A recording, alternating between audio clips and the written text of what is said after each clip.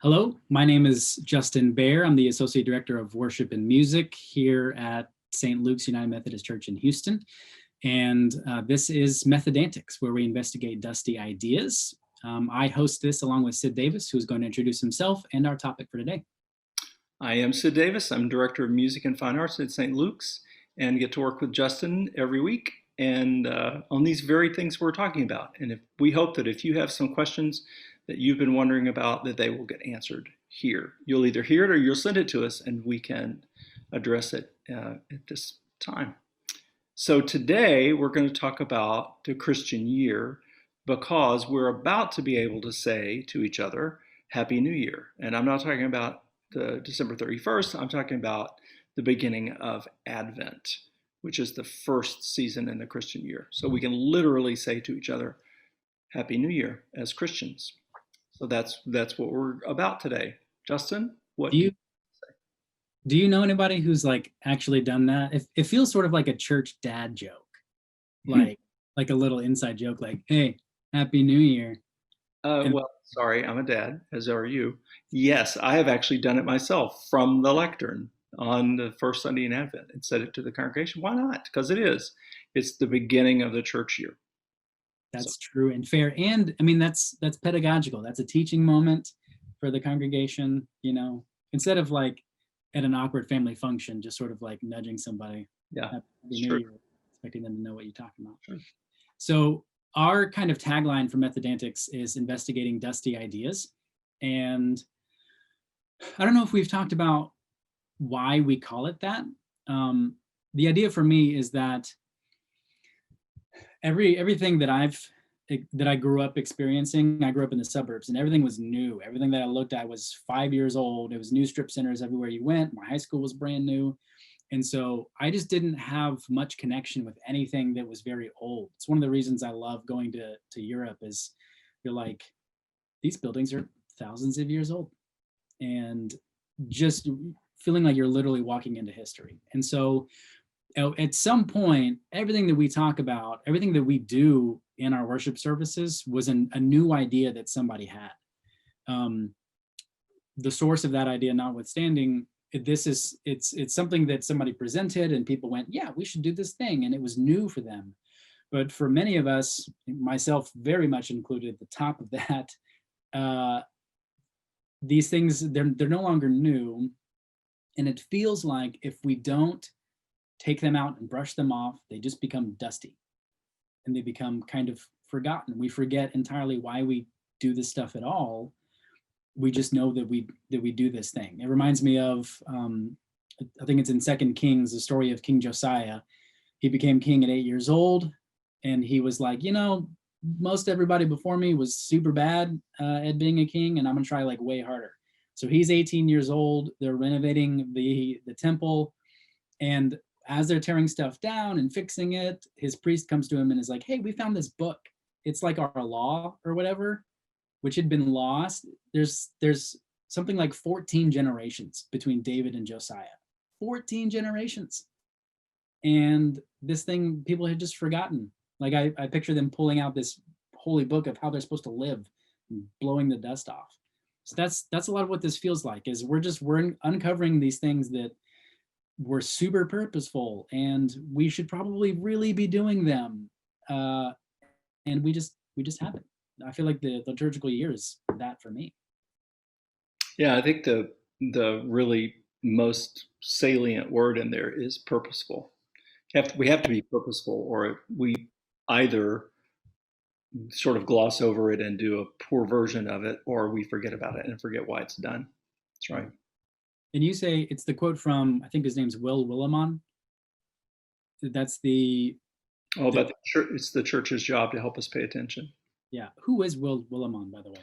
He's a United Methodist, now retired, was a bishop, was a minister, bishop, and author. Fantastic writer, fantastic, witty and funny, and just there's so much there. I've depended on his books for decades. I don't think I have anything by Willimon. I think you need to send me a Prime list or something. I probably have multiple copies of all of his books in my office. So one of the reasons that this one is especially important to me is that I did not grow up with a liturgical calendar. I remember being very confused as to why fast food restaurants every spring put fried fish sandwiches on their menus, and why every now and then my friends would come to school in February with dirty foreheads. Uh, and like, I can top that. Growing up in Louisiana, in public school, you have fish every Friday. Every Friday. and like, did everybody kind of know why, or it was just like, yeah, you have fish on Friday? Well, you know, we have parishes. We don't have counties because it's a Catholic state. I mean, obviously there are Protestants there, but the foundation of the state was Catholic. So um, we literally grow up in parishes, and yeah, everybody knew that Friday you don't eat meat on Friday, so you had fish. Hmm. And my tradition was um, sort of, I guess it probably works this way in Methodism too, but the joke was there were the people who didn't attend very much, they were the creasters, because they only attended at Christmas and Easter, and that was it. Because those were like the two holidays. It's like the two things that mattered to anybody was just Christmas and Easter. And Christmas was right after Thanksgiving, or if you were really nutty or like owned a department store or something, it was like right after Halloween, after all the spirit stores closed, and all, it's like Christmas threw up everywhere, and it's that way for months. Never knowing really that Advent was a thing, that actually mattered and led up to Christmas. So one of my biggest influencers in this, as you know, is Joan Chittister. So this was the first book that I think you probably gave me, this book, maybe just off your shelf one day. And I just started reading it, and it just absolutely blew my mind. So she's a Benedictine monk, not monk, nun. I hope she doesn't see this. Anyway, like, huge fan. Just forgot that you're a lady. And she talks about, she sort of opens this book with talking about how there are different kinds of years. We always wonder about what kind of a year this has been. And so we have fiscal years where the focus is how the money moves back and forth in a whole year. You have a solar year where you keep your calendar days, and it's how we keep track of the seasons, and we know when it's going to snow next. You have a civil calendar, so that's your school calendars and election seasons. But she's addressing the liturgical calendar, which she says it's the year that gives every other year meaning. It's the way that we ground ourselves in all the rest of these years throughout. And so she has this really amazing quote, and I just need to read this, because this is one of those books where if I highlighted everything that I liked, I might as well just dip the whole thing in like yellow ink, So she says, like the rings on a tree, the cycles of Christian feasts are meant to mark the levels of our spiritual growth from one stage to another in the process of human growth. They add layer after layer to the meaning of life, to the sense of what it entails to live beyond the immediate and into the significant dimensions of human existence. The seasons and feasts, the fast and solemnities, if we are open and alert to them, lead us deeper and deeper into the self, beyond the pull of the present, higher and higher into the one who beckons us on through time. It's beautiful. That's so nice. Don't you just want to sit down and talk to her? I really do, but I feel like I would fangirl in a really awkward way, and I would just clam up and not have anything to say. So yeah, the temptation would be to have a journal there so you could write things down. Yeah, or just like a dictaphone or something, and just say lots of things, pretty things to me. One of the things that stuck out to me in this passage is the sense of what it entails to live beyond the immediate and into the significant dimensions of human existence. Exactly. The immediate is the most depressing part of like any life. It's the flow of emails. It's the dishes piling up. It's the trash that needs to be taken out. It's your kid who just peed on her bed again. Like that's so much of what weighs people down. And well, and also the immediate, in the sense of I want everything right now. I want the tree up. I want the gifts wrapped. I want everything right now. and we don't realize that we're exhausting ourselves by doing that. Yeah. Feeling like you worked all day long and didn't get anything done. Right. Exhausted from all the work that you did, and you didn't actually do, anything helpful. So another thing that she talks about is that there are 7 ancient faith practices. So one of those is pilgrimage, which is not something everybody gets to do. Have you been to Israel? I've never been to Israel, but there are pilgrimages like to Chartres Cathedral in France, and there's one in Spain. They're all over in Europe that you can do. I mean, short of going to Israel, to the Holy Land. I've never been. I've lots of family members that have. But there are, after that 7, so there are 3 that have directly to do with the body, like very pragmatic. These are ways that you handle yourself. So that's tithing, fasting, and the Eucharist, celebrating communion. And then the other 3 are how to manage your time, which I think is really, it's fascinating that like there's such a big block of like your Christian spiritual disciplines. Nearly half of them are about how to manage your time, what to do with your time. And so that's an hour of prayer, dedicated prayer, Sabbath keeping, and then sticking to the liturgical calendar, knowing how it works and using it to represent where you are and who you should be, I think, in that time. Maybe is a fair way to say that. Yes, and those, I think the time ones are the hardest ones.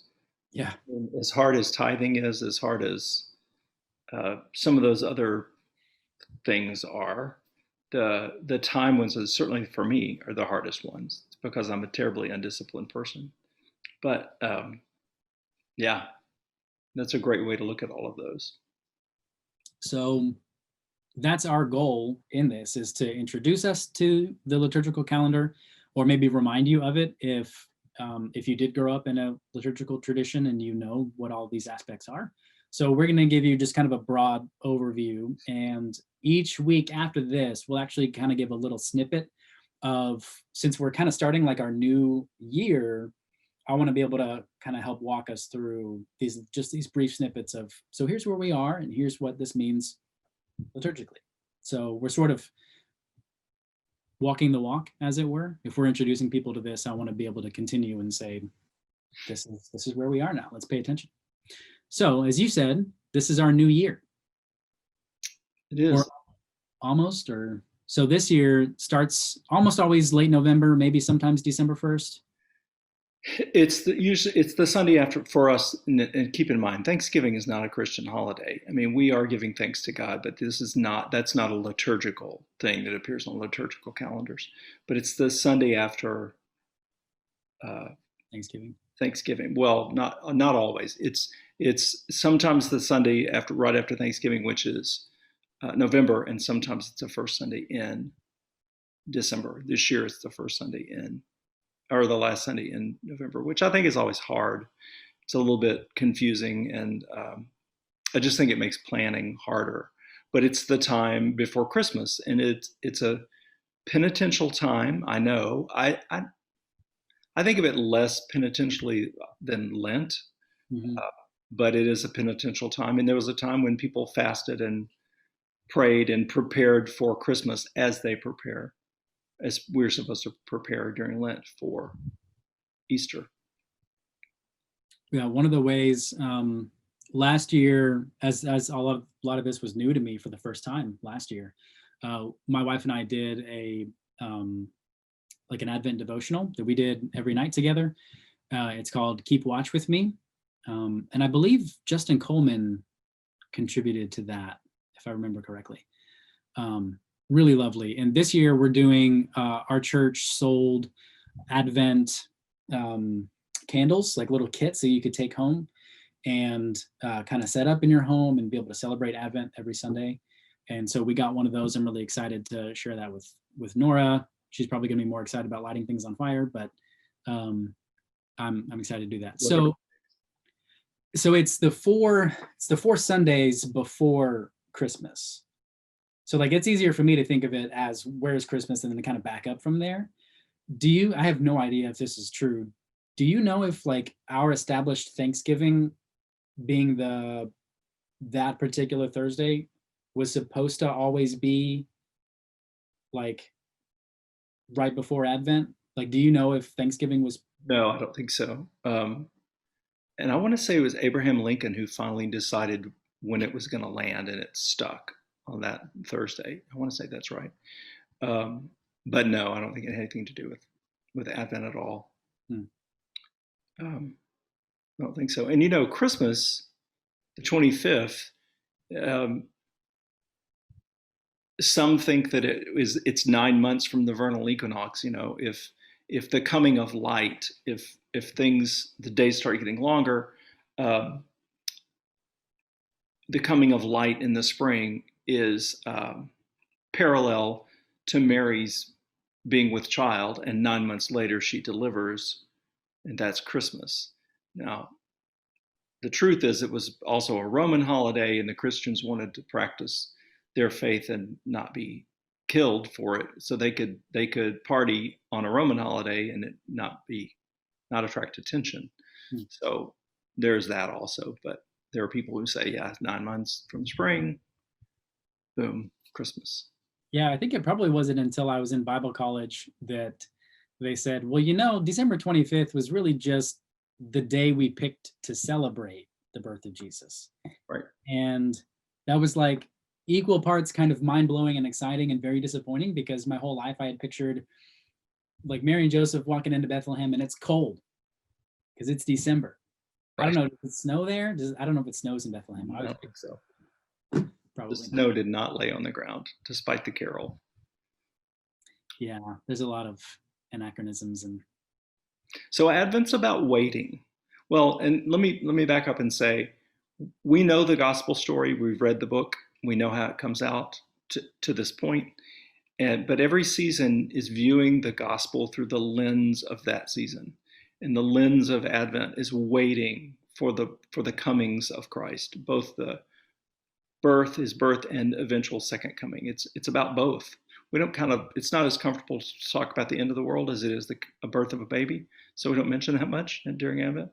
But it's about the comings of Christ. And we're viewing the gospel story through the lens of Advent, or the lens of any season, to tell the truth. So is it fair to say then, on a macro scale, that we are in kind of a second Advent as we await the second coming? Yeah, I guess so. Yeah, I guess so. Okay. I didn't know if that was like common language. Like, yeah, that's how people see our leading into the eschaton, is this is our second Advent. Yeah. I can see that. And so all of these liturgical seasons we celebrate with using particular colors. So from what I understand, for a long time Advent was purple, but now it's blue. Yeah, some churches still do purple, but because that's the color of penitence, or penitential color. But blue is the color of hope. It's Mary's color. And we switched to blue a number of years ago. Yeah. And like on your note about waiting, and sort of also with your note about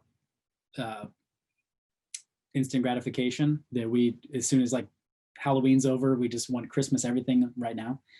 I think we forget that in between turning the last page of Malachi and the first page of Matthew, like that seems like, all right, that story ended and now let's start the next chapter. And that's the whole time called the intertestamental period, which is 400 years of no prophets, no word from the Lord, as it were. There's nothing. There's all these prophecies about he's coming, and then nothing. Longer than we've been a nation, they waited. And yeah, then, like the Old Testament was an episode and the New Testament is the next episode. I mean, in a sense, but it's a long time in between. And the pages is starting in 15, 14. Christ coming in 10 seconds. And then we party. We celebrate during Advent's the season of preparation. Christmas is the season of celebration, the birth of Christ. It's 12. Christmas tide is 12 days long. Not because of that song. Actually, it's the reverse. But Christmas tide, it's called, and it's 12 days. the color for Christmas, similar to like Easter and then other things that we celebrate in the church with marriages and other special ceremonies, that color is white. When we celebrate communion, it's white. When we celebrate Christmas, it's white. When we celebrate Easter, it's white. And then immediately after that is probably the least known season, or at least maybe least understood, which is Epiphany. And Epiphany is just an enlightenment, a knowledge coming, something being made manifest. And it's God making himself known through his son. So if you're following the lectionary, which is just a calendar of readings of the scripture, then the lectionary readings during Advent are about Christ's baptism, the coming of the wise men, Christ's baptism, teaching in the temple, all of that stuff is during Epiphany, God making himself known. So we have celebration, we have preparation, celebration, manifestation. Mm-hmm. We're about to see again. Throwback. And so that's why I remember, again, this being a joke in Bible college, but that's why they say your magi should not be in your little manger set. They need to be across the room because they're still on their way. They were not there. Right. We conflate all of that. Yeah. It's like, let's just all lump it together. And you've got the little pageants with the wise men and the shepherds and everybody all sort of intersect. Right. So an Epiphany is white too, which kind of goes into January. And then we have this little. Actually, Epiphany is green. Is it green? Epiphany is green. Okay. Well, color of life. We'll add that correction then. And so which is the one right after that, which is ordinary time. We kind of have this little chunk of ordinary time, right? No, after Epiphany, we have Lent. I thought that Epiphany was like just this little chunk, and then we kind of had like a few weeks of. There is an Epiphany Sunday. Epiphany is the 6th of January, and we have an Epiphany Sunday, but the season of Epiphany it goes up until Lent. Okay. Then we have Lent, Easter, and then ordinary time. Well, Pentecost Sunday, and then ordinary time. So, I guess we'll get to that. So we go Epiphany then to Lent, and Lent begins with Ash Wednesday. That's right. Which is early this year. And so that Ash Wednesday, then it's 40 days to Easter. Right, and not 40 calendar days. The Sundays in Lent don't count. They're not really, they are in Lent, not of Lent. Is that right? And like if you gave up chocolate for Lent, which don't do that, you could actually have chocolate on Sundays and be technically correct, because every Sunday is a celebration of Easter. It's not a Sunday of Lent, it's a Sunday in Lent. Interesting. So it's not really 40 calendar days exactly, it's more than that. And Easter's decided, I always have to think about this calculation. Easter is the first Sunday after the first full moon, after the vernal equinox. That's why it moves around. It's the first Sunday after the first full moon, after the vernal equinox. It sounds like a weird combination of different people's calendars, because like ancient cultures use solar calendars or lunar calendars or right, whatever. So that's kind of like an odd combination of. It is. It sounds like something from Harry Potter. Yes, but it's true. So you said purple is the color of penitence. So our color for Lent is purple. Right. And the end of Lent, just before Easter, we have our 3 holy days. So that's Maundy Thursday, right? Good Friday, and Easter itself. They call that the Holy, is it Triduum? Triduum, yeah. Yeah. Looks like vacuum with the 2 U's, and I was like, I don't know. I'm not sure how to say that. Triduum. And Good Friday, we often strip the altar on Maundy Thursday at the end of the service. So at that time, there's no color. And then black is the color of Good Friday. We have beautiful black pyramids that get used one day. And then white. Probably in pretty good shape. white for Easter. And we drape the cross. Yeah. And then right after Easter is, not right after, 50 days after Easter is Pentecost. And so that in Easter, like kind of like Christmas, it's not just that one day. Like we have Easter season. Eastertide, that's right. And it ends with Pentecost Sunday. And Pentecost is not a season, it's just a Sunday. And the color for that is red. And then technically, we're supposed to be green for a very long time. And that is the season you talked about earlier. Ordinary time, which is a terrible name. And it doesn't mean ordinary as in plain old. It means ordinary as you can ordain different Sundays to be different things. And that lasts all the way back up to. Sort of like lead yourselves in the way that you see fit as a congregation. Is that kind of the idea? Mm-hmm. Do you think, etymologically, do you think we already had the word ordinary that meant like ordained, and we applied that to ordinary time? Or do you think, because it seems to me like it would start with the Christian meaning that you're ordained to do this, but that it's like, it's so long, it's the longest by far season of the year, and that it's to call something like an ordinary Sunday means it's like Jews and Gentiles. It's just not that other thing. So maybe then ordinary was used to apply to other things that were otherwise not special. Do you think that's fair? I guess I've never really thought of it that way. And words change meanings. Like the famous story of the king who walked into the new St. Paul's, the one we know, Christopher Wren's magnificent building, the first time, and he said, "This is awful." And back then, awful meant he was full of awe inspired by that building. Today we would gasp, but I'm not really sure how the whole ordinary thing. And when I was first in the United Methodist Church, ordinary time was called Kingdom Tide, and then they abandoned that for ordinary time. And I think ordinary time was more universal and used much earlier. Kingdom Tide was sort of a, I don't know, 70s thing.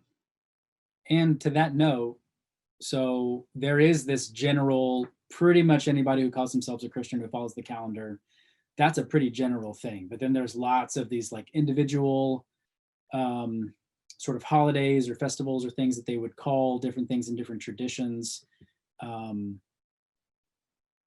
we just don't refer to.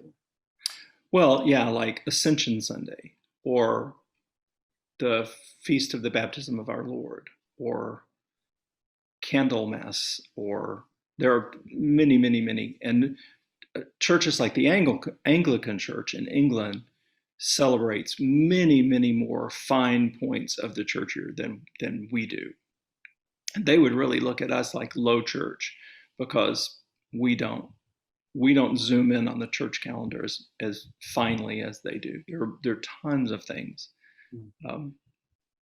days, special days, and feasts and celebrations, etc., observances. Is there any one of those, because I know you've attended a lot of different services, especially in Europe or at least in Great Britain. Are there any one of those that you've been present for that you were like, this is really interesting or moving? Or this isn't sort of, well, this applies to our conversation just because we've just talked about it. The first time I went to England, I was in college, and we were there for a whole month. We sang in 13 cathedrals in a month. Oh my gosh, what I would not give to do that now that I'm not a, jaded college student. We landed, and our first weekend we were singing all the Epiphany services at Winchester Cathedral. And we walked into the cathedral, and there were creches or nativity scenes everywhere and flowers everywhere. And I asked about it because we had just done Christmas, American style, and here we came to the UK, and all of the nativity scenes were set up, which they call creches. And it's because that, as you said, the wise men don't arrive at Christmas, it's after. And so in all of those creches where the wise men and the Holy Family and the baby and everything, the scene was complete. And they were everywhere, all over the cathedral, surrounded by banks and banks and banks of flowers. It was stunningly beautiful. And I remember thinking, who knew this went on? I didn't.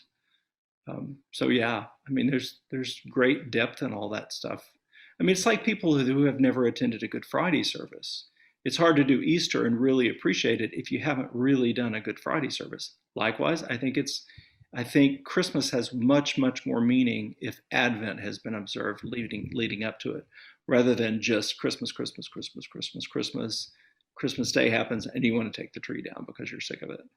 So, yeah. Yeah, I had never been to a Good Friday service before St. Luke's. And I had heard of Maundy Thursday, but I was certain that my mom was saying it wrong. And she was saying it's supposed to be Monday, Thursday service. And I didn't know which day that was supposed to be on or what that meant. Right. It comes from mandatum, the Christ's order to the disciples to go forth. Yeah.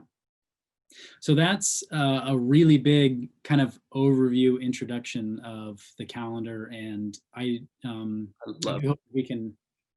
Was that? I love the liturgical calendar. I could talk about it all day. Oh yeah, and I'm learning more. I mean, I've been through this book probably twice now in the last year and a half or so. And it's after I cracked a couple pages, it was like trying to remind myself. I was like, this is going to happen again. This is going on top of the stack. It's just too good. Good one. So we like to end with a question that lets you get to know us a little bit better. And today we're going to talk about our immediate family, whether it's the people with whom we live, our parents or siblings. My parents are both deceased. In fact, my father died a week before I interviewed for the job at St. Luke's, soon to be 25 years ago. And my mother passed away a few years ago. I have two sisters that live in Louisiana and Mississippi. And of course, my wife, Cindy, and our three grown children, Taylor, Meredith, and Peyton. And many of you know Meredith. I don't think I knew you had sisters. Two, much older than me. Interesting. Okay. And you? And I've mentioned many times my wife, Lauren, and my two daughters, Nora and Ivy. So they are my very, very immediate family now. It's the family that we chose and made together. And the family from which I've come, I am the youngest of four. We're all just about 2 years apart. I think it's between July and October, we are all numerically 2 years apart. So I'm the youngest. I have an older brother named Ronnie. He goes by Ron now because he's like old or whatever. So he's a junior. So my dad is Ronald Lee Bair. So he's senior. My brother's junior. So I don't care if his wife and his colleagues and everybody else calls him Ron. Ron's my dad's name. So he's Ronnie. Then Emily and my eldest sister, Laura. And then both my folks are still with us and been married for like ever. There you go. 40 years, 45 years. So Justin's going to give you the information so you can get in touch with us in case you have any questions or you think we did something wrong. We want to hear about it. And he's going to do it because I always mess it up. There's a good chance we did something wrong, or at least I did. So you can email Sid and say, tell Justin he needs to learn more or read more. So our emails, should you choose to interact, my email is jbair@stlukesmethodist.org and Sid Davis at sdavis@stlukesmethodist.org. We would love to hear from you. That's right. Happy Advent. Thanks for the chat. Happy New Year.